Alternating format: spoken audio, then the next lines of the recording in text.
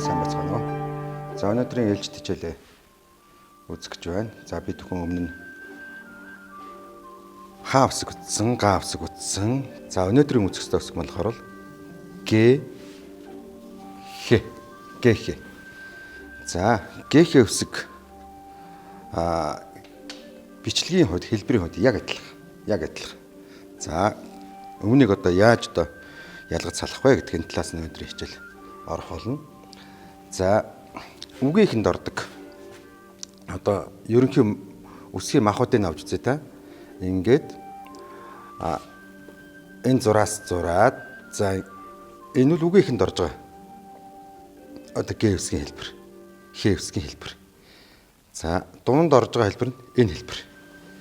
За тэгэхээр энэ хэлбэр дээр бид бүхэн мэдж байгаа үгийнхэнд шүд авах юм бол х г хоёлоо болно тийм үү. За үгийн дунд орж байгаа хэлбэр дээрээс шүд авах юм бол х г хоёлоо болно. За тэгвэл эрэм үгэнд ялгаагүй одоо х г одоо ги гэдэг үе орох юм бол эм үгийн энэ хэлбэр дээрээсээ ги гэдэг үе ордог. Энэ шилбийг авахаараа үгийн дунд шилб. За үгийн эхэнд хөөхүү маань энэ хэлбэрээ аавна. За үгийн дунд болохоор бол шууд гиз хэлбэрийг авна. За тэгэхээр эндээс үүдээд бид нэр энд одоо ямар хэлбэр. За ингээд х г. За тэгвэл үгийн эхэнд х г хэлбэр маань х г ингээд бүтлээ. Үгийн дунд х г. За харин одоо эндээс нэг зүйлийг хараарай. Бид юу харах вэ гэхээр энд мөн одоо эр үгэнд ордог га хаатай ялгаагүй сүүл байхгүй. Зөвхөн энд яах вэ гэхээр орхиц байна. Орхиц аавна. Х г нь орхицоор бүтнэ. За тэгвэл үгийн дунд орж байгаа энэ дүрсэн дээрээ шүд давлаа. Тэгээд энэ урагшаа орхицоор х г бүтэж байна. За хий хэлбэр. За энэ одоо шилбээ авлаа. Дунд орж байгаа хэлбэр дээрээс шилб авлаа. Мөн одоо тийм ээ энэ адагт орж байгаа хэлбэр маань энэ хэлбэрээр явна. За тэгвэл адагт орж байгаа хэлбэр маань хийгийн адагт орж байгаа хэлбэр энэ номон дээрээс шилбээ өчлөө. За тэгээд нуруу явлаа. Урагшаа одоо сүл хийлээ. За хийги. За хөө. За мөн гүгс энэ хэлбэр. За одоо хөө маань болохоор нэг бид энэтэй нэг ойролцоо үсэг б үсгээр тайлбарлаж байсан да. Энэ хэлбэрийг дотроо аавна шүү гэж. Энэ номон дотроо ингэж авдаг хөө.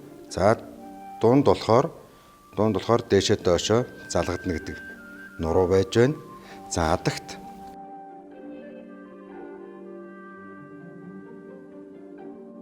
за хэг үсгийг одоо энэ дээр анхаарах зүйлүүд юу вэ гэж хэг үсэг дээр анхаарах зүйл. За нэгдүгээрт энэ га хаа үсэг дээр эхлэл нь болохоор энэ номон хэлбэрийн эхлэлийг бол ингэж хийж өгдөг байлаа. Тэрийг бид бүхэн мэдж байгаа. За харин х г дээр тэрхүү одоо энэ хэлбэрийг бол энэ тэнүү ингэж хийж өгөөд тэндээсээ шууд үргэлжлээд х г гэж энэ хэлбэр.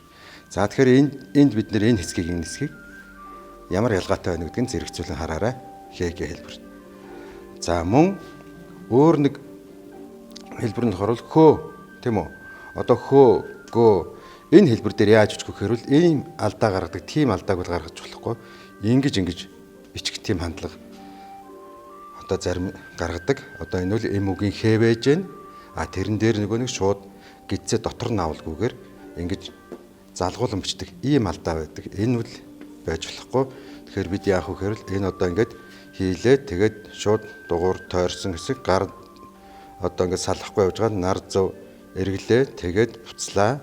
Энэ хөөхүү. За тэгээ энэ дээр анхаараарай.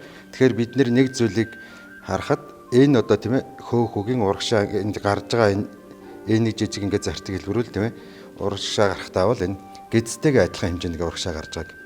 За мөн одоо энэ хэлбэр маань тийм ээ ингээд энэ шүднээс арай жоохон том байж байна. Тэгэхээр энэ бол гэцтэй адилхан хэмжээний урагшаа ингэж гарч өгөх ёстой шүү. Тэгэхээр зарим улс болохоор энэ нэг нуруу байна гэж үзэх юм бол шууд энийг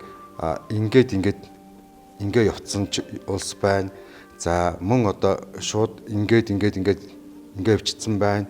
За тэгэхээр энд болохоор энийг жоохон тэнүүхэн ингэж өгөөд тэгээ нар зүү ингээд дугуй тойргоо ингэж ингэж үчих хэвээр. За ингээд хээгээ хэсэг маань яг одоо ингээд 7 гişгэн одоо ингээд эм үгэнд ордог энэ дөрвөн хэлбэрээр амилна. Э, И, О, У гэсэн энэ дөрвөн хэлбэрээр. За яг ингэж амилсан байгаа нөхцөлтэй бол тухайн одоо өсгүүд маань бол ялахын аргагүй бол яг адилхан бичигдэнэ. Хамгийн гол нь үүнийг ялах гол юм болохоор үгэн дээр ороход одоо энэ дээдх доодох үгнээсээ эсвэл одоо тийм ээ олон дахин давтаж хийсний үндсэн дээр эсвэл тухайн хэлбэр маань л хээгээ гэдэг нь бол амархан ялгараа авчдаг. За бид цаашаа дараагийн хэсэг рүү оръё. Одоо тэгэхээр ганцаараа одоо дангаараа байж захтаа бол хээгээ хоёрыг бол ялахын эцэг өгж байна. За тэгвэл үгэн дээр за энд би хээг авч үзье. Хээ тийм үү? За дээд талд нь хээг. За энэ ингээ байж хат бол одоо энийг хэл гэж унших уу, гэлээ гэж унших уу? Энэ бол анх сурж байгаа хүнд л ялахад бэрх байгаа. Гэтэл энэ бол одоо монгол хэл, англи хэл, за одоо хэл сурах гэдэг юм уу тэрний одоо хэл гэсэн үг. За тэгвэл үүний араас дангаараа ингэж байж байвал за эндээс бид нэг зүйлийг ингэж харсан болов гэж бодож байна. Өөрөөр хэлбэл энэ доор байгаа энэ хэлбэрүүл явна, ирнэ, очно, суун, мэднэ, харна, үзнэ гэдгийг одоо болон ирээдүйд цагийн наагийн хэлбэр эндэж байна. Тэгэхээр одоо нэг гэж, гэтэл, гэдэг, гэсэн гэдэг энэ гэ язгууртаа үг гэдэг ийм нэг одоо бүлэг одоо хоёрдаг одоо үгс байна. Тэгвэл тэрний одоо энд бол гэнэ гэдэг. За одоо гэн гэдгийг үл одоо ингэж тэгтэл бол одоо эндээс хэнэ гэж бол одоо бас уншиж болох боловч та энэ тийм ээ явдаг, байдаг, суудаг гэн гэдгийг одоо энэ өгүүлбэрийн төгсөлд орж байгаа энэ хэлбэр байх юм бол энийг үл гээгээр уншина гэж боддог жишээ тийм. За дараа нь одоо энэ хээ дээр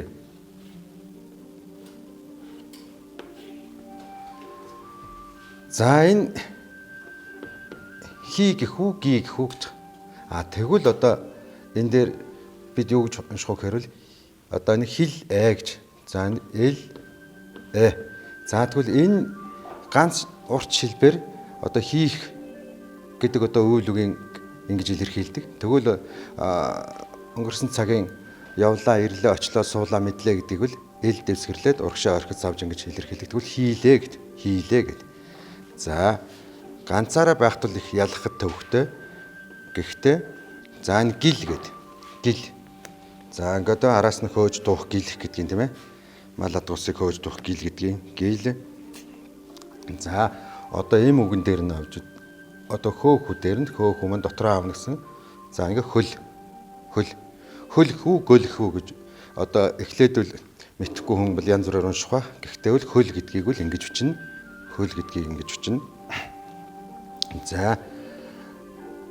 За мөн одоо ингэж явах юм бол энэ хөр цас тийм үү хөр цас бас одоо гөр гэдгийг гөрүү гэж бас одоо ингэж бичихжээ те. За энд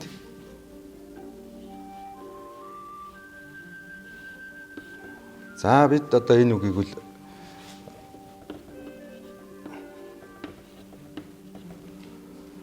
кириллээр бид нэр энийг ерөөсөө шууд ингээ 3 хувьсгээр ингээ хүн гэд ингээ өчтдөг. За тэгвэл хүн гэдгийг бол монгол өчгөр өчтдөө хүмүүн гэж. Энэ хүмүүн гэж үзнэгээ хүн гэж ойлгоно. За тэгэхээр хүмүүн гэж үчгнэ хүмүүс гэхээр одоо нэг олон тооноос нь гараад тэгэхээр хүмүү гэдэг язгуур бол бас кириллээр хүртэл яригддаг. Гэхдээ л хүн гэдгийг хүмүүн гэж. За хүн төрлөختөн гэж явах бол хүмүүн төрлөختөн гэж ингэж явах нь. За тэгвэл гээр ингэж явах юм бол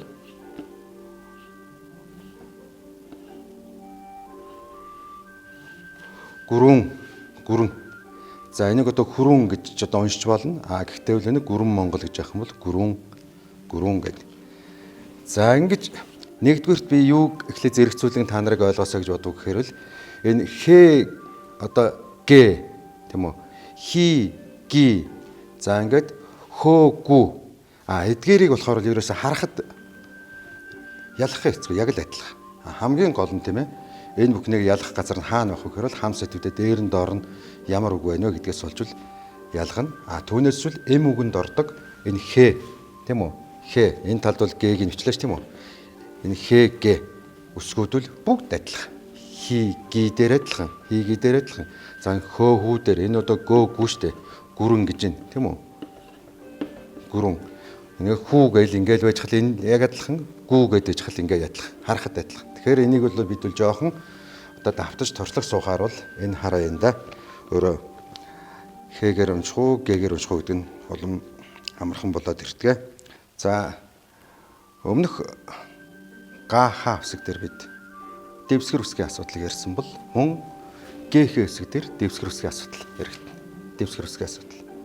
За тэгвэл сая өмнө нь гээ-хэ хэсэг яг адилхан байх талыг нь авч утсан. Одоо тэгэхээр энэ гээ-хэ хэсэг маань гээ үсэг нь дэвсгэр. За тэгэхээр дэвсгэр үсэг хаана тохиолдох вэ гэхээр үгийн дунд тохиолдно гэсэн. Үгийн дунд.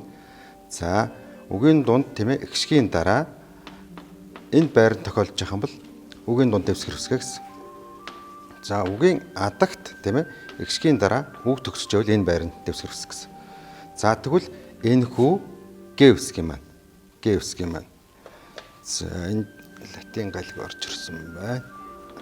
За энэ гээ үсгийн маань энэ байранд тохиолдох хэлбэр ямар хэлбэр байх вэ гэхээр энэ. За адагт энэ. За энийг яаж бичих вэ гэхээр энэ гээ хэлбэрийг урагшаа ингэж явуулаа. Тэгээд энэ жижигхэн ном. За ингээд дараа нь дахиад ном төсөг орох юм бол энэ ном арай бага хийн. За энэ бол яах вэ гэхээр яг нөгөө нэг шүдээ нэг дахин урагш нь урт сунгах байдлаар шилб хийж өгнө. Тэгээд дараа нь нуруу татаад урагшаа орхиц. Ийм байдлаар бичнэ. За тэгвэл энэ хаана тохиолдох вэ? Хаана тохиолдох? За үгийн дунд дэвсгэрлсэн байдал. За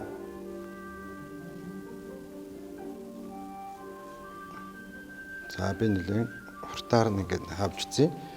Энд бид харж байна. Энэ эм үгийн хэгээ харагдаж байна. За тэгэхээр энэ т үсэг. Дээгэр ч уншиж болно, тэгээр ч уншиж болно. Гэтэл энэ бол уншаад өсгөрөл тэг шихэн гэж. За тэг ши. Тэгшихэ. За тэгшхэн. Тэгшхэн гэж ингэ.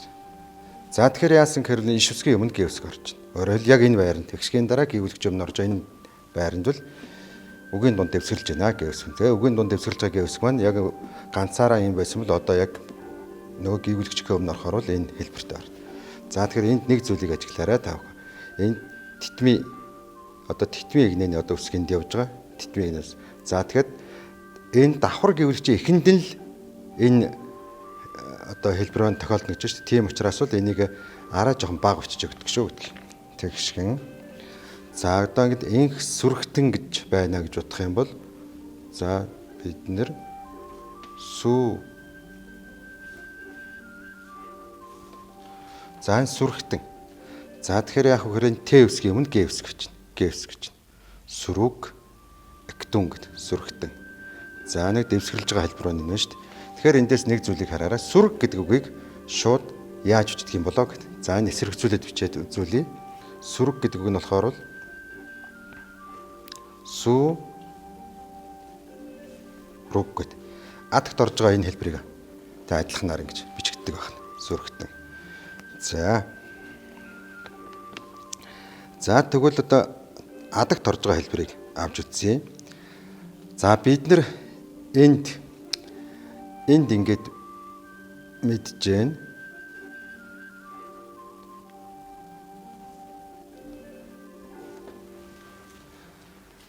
За энэ бол ингээд бол тийм ээ. Шууд ингэ байж хат бол бэлээ байх уу, балаа байх уу мэддэхгүй. Энэ гараас дээш ингэ байж байгаа хэлбэр нь. Гэтэл энийг ингэ харагдах юм бол энэ болохоор эр үгэнд ордог гэж байна. Тийм учраас энийг дандаа аагаар унших юм байна шүтнүүдх тийм балаг гэдэг. Балаг. За тэгвэл одоо яг энэний эсрэг зүйлээд бэлэг гэдэг нь яаж үчих юм болоо гэдэг ингэ харах юм бол одоо энэ хүртлээвэл адилхан гэж штэ. Адилхан. За тэгээд энэ хамгийн гол болох уу А болох уу гэдэг нь ард талд нь эм үгэнд ордог Г байгаа учраас энэ бэлэг болж байна. Эгээр уншиж байна. Бэлэг.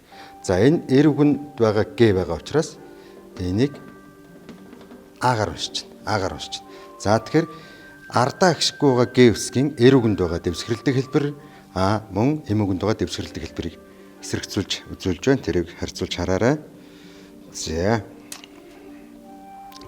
За дараа нь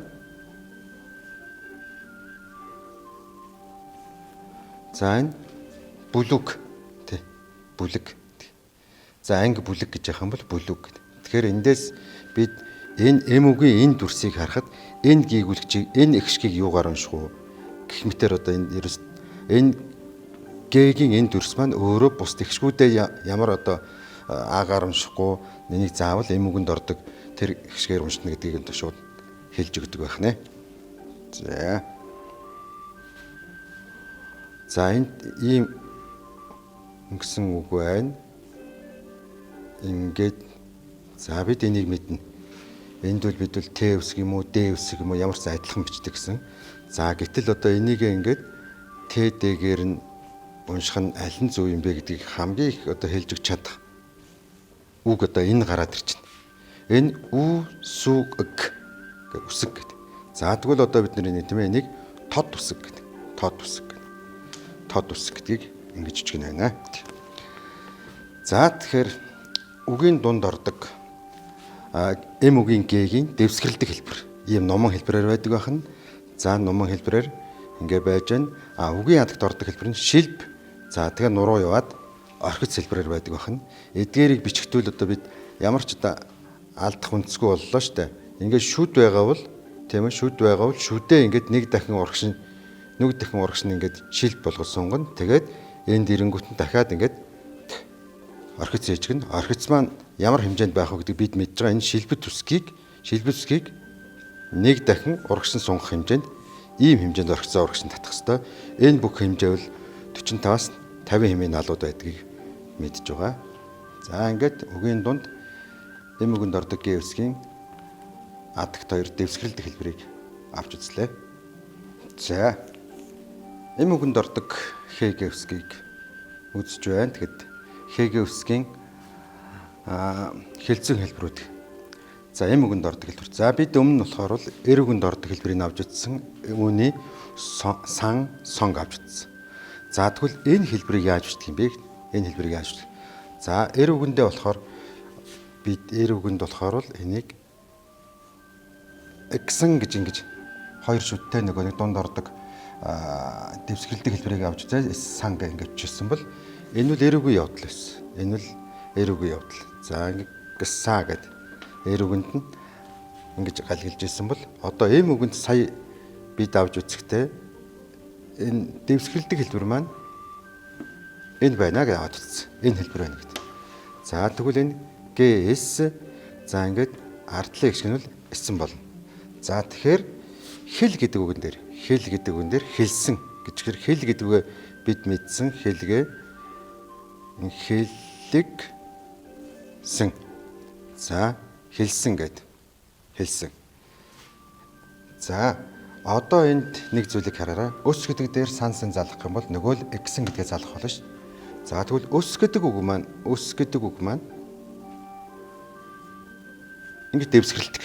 ингэж дэвсгэрэлдэг.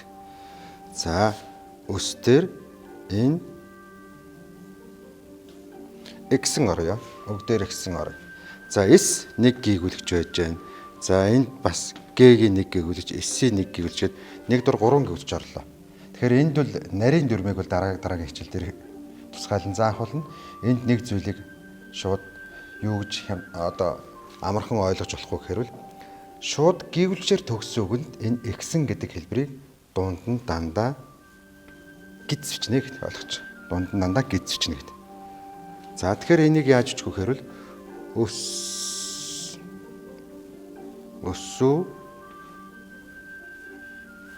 өссөн гэдэг. Өсүү гэсэн гэдэг. За тэгэхээр бид сэргээе энд 45-аас 50 хэмээн налуу, энэ доор 45-аас 50 хэмээн налуу, энэ давхар гэсэн түүнд захирагдсан тиймэрхүү налуу гэдэг. Ийм байдлаар гарч ирж байгааг нь хараарай. Өсүү гэсэн гэдэг. За тэгэхээр энэ хэлбэр маань болохоор бүгд титмийн игнэний шугам өсөг гэсэн. За тэгвэл энэ хоёр дахь гэгүүлэгчээсээ энэ гийг давхарлуулан дэвсгэрэлж бичгтэй бол эмүүгэнд ордог давхарлуулж дэвсгэрлүүлж бичгтэй арай жоохон жижиг бичнэ гэдэг энэ байдлаар. За нэг сэргээх байдлаар хэлчихье. За мөн энэ одоо х тэр үлд нэрийн х. За тэгвэл бид эр үгэнтхийг авч утсан. Эр үгэнтхийг авч утсан. Тэр нь эр үгэнтхийг авч үзэхдээ бол ямар хэлбэр байх вэ гэхээр бол энэ хуу гэсэн хэлбэр байна гэдээ авч утсан. За энэ бол эр үгэнд хуу гэдэг. За унших, бодох, сонсох, за харах гэд тэгж байх юм бол дандаа энийг хуугаар авчаарай гэсэн. Харин энд болохоор бол эм үг гэж хэлэх, өсөх гэд. За тэгэхээр эр үгэнд байдаг энэ хэлбэрийг яаж үчих вэ гэхээр бол хүү гэж. За хүү гэж. За энийг болохоор энэ юу үгэнд нь тухайн үгэнд нь залгаж үчин тийм үү? За хэлэх гэж явах юм бол хэлээ хүү. Хэлэхгүй. Өсөх гэж байвал өсгөө. Өсгөө. За энд дагдаг хэлбэр. За бид энэний эр үгэнд байдаг хэлбэрийн яаж авч утсан гэхээр шууд энэ г байна гэд энэ ингээ аваад утсан. За тэгвэл одоо эм үгэнд байдаг хэлбэр нь энэ хэлбэр. За тэгэхээр энд хэлдэг гэж байх юм бол хэлээ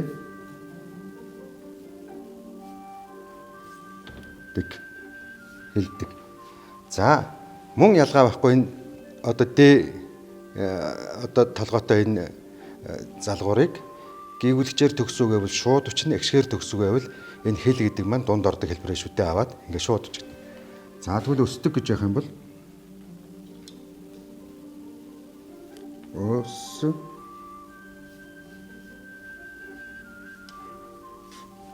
өсдөг гэд. За энэ хэлцүү хэлбэрүүдийг бид хаагаа үзэхдээ одоо нөгөө одоо эр үгэнд ордог хэлбэрүүдийг авч утсан бол одоо ингээд хэгээ үзэхдээ эм үгэнд ордог хэлбэрүүдийг нь авч үзлээ. Эсрэгцүүлээ та бүхэн өмнөх хичээлтэйгээ адилтгаж одоо зэрэгцүүлэн сайн үзээрэй. За хэлцүүн хэлбэрийн дараагаар бид одоо хаага, хэгээ одоо бүгд оролцсон одоо тийм өгүүлбэрт одоо оролцсон байдлаар нь утгад хэсэг болгож авч үзлээ. Тэгэхээр энэ өсгүүдээ нэлээд түлхүү оруулахын төлөө л одоо хүчээр одоо тийм зохиомл өгүүлбэрүүд гаргаж ирсэн байна. За тэрийг болгоно үз. За нэг энэ бол одоо бол хээч болдог, гээч болдог гэсэн нэгэ, хоёр. За тэгэхээр хоёр гэдгийг ингэж үчдэг байх нь хоо маань энэ байж гэн тийм ээ бид 1 2 төгүүрэг. За төгөрөг гэдэг маань болохоор бол одоо манай валютыг хэлж гэн тийм үү Монгол мөнгийг хэлж гэн төгүүрэг гэж. За тэгвэл энэ эм үгэнд ордог дэвсгэрэлдэг одоо г хэлбэр маань бол энд байж яах нь. За энд болохоор дунд ордог гүү хэлбэр байх нь. Энэ бол хээж болдог, гүүч болдог гэсэн бол одоо бол яг энэ үгэн дээр бол төгөрг гэсэн үг байх нь. За өгдөг.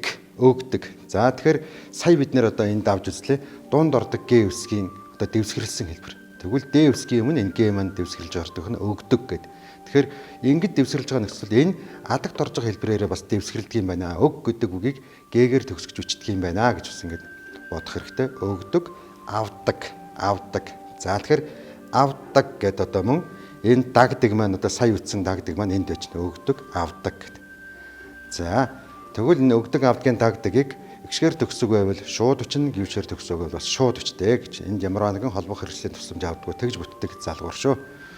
Хонины миха. За тэгвэл одоо хоо ингээ байж гэн хоо тэг миха гэд адагт ордог хаа байж гэн. Хэрвээ энэний урд талд нь хоёр тусал тавих юм бол га болдог тийм ээ. Тэгэхээр хоёр тусалгүй нөхцөл энэ маань хаа болдог. Мах абуксан. За бид нэр одоо сая үтсэн одоо эксэн гэдгийн тийм үү хэлсэн өссөн гэдгийн эр үгэнд ордог хэлбэр нь болохоор хоёр шүттэй сансан. Хота айл дуу машин. За хотайлд машин ирэхүү дүү ирэхэд гэд. За тэгэхээр энэ дуу маань болохоор Т ялгалын дуу байгаа учраас энэ ирэхэд гэдэг үгийг кирилл бичгээр хамтд нь бичиж байгаа ч гэсэн энэ дэгийг салгаж бичих болж хорно тийм ээ. За ирэхэд хүмүүс. За энэ олон тооны эс байна тийм. Хүн гэдгийг олон тоо олж байгаа хүмүүс ухтуухаар угтахаар гадагши гарба. За хотелд машин ирэхэд хүмүүс угтахаар гадагш гарав гэж. За гэр бүлийн тасгийн дарга гэж. За энэ гэр гэдгийг мэг хэр гэж уншиж болохгүй нэ тийм ээ. Гэр бүл гэдэг маань өөрөө гэр гэдгийг хэлээд өгнө байна. За гэр бүлийн за тасаг. За энэ г хэсэг байна тийм тасаг. Тийм учраас энэ гişгүүдийг эр үгэнд ордог гэх учраас эднэрийг бүгдийг эр гişгүүдээр унших хэрэгтэй. Тасаг уун дарууга. За дарга гэдгийн бичгийг одоо хэлбэрийг бол ингэж бичдэг байх нэ. За та бүхэн энэ хэг га ха хэсгүүдийг салангадаар үтсэн ч гэсэн одоо нэгтгсэн байдлаар одоо өгүүл бүт орсон хэсгийг авч үзлээ. Мөн одоо та бүхэн эр минь бүгд одоо ялгаагүй нэг байдлаар ингэж кириллийн галиг өглөө. Кирилл галгаа монголчд буулгаараа, монголчд буулгаснаагаа эргүүлээ галигт буулгаараа. Мөн одоо энийг хуулж өчээд бас энийг бас эргүүлээд бас ийм кирилл рүү галигт буулгаж болох нэ. Яагаад энэ бүхнийг олон дахин хийж яах гэхээр энэ хэг үсэг маань заримдаа бол бичлэг нь ижилхэн байдаг. Заримдаа баг зэргээр ялгаатай байдаг учраас бол энэ дээр л ийм олон төрлийн хувиргалуудыг хийж үзэх юм бол маш хурдан тогтхолно. За ингээд өнөөдрийн хичээл үгээр өндөрлөж байна.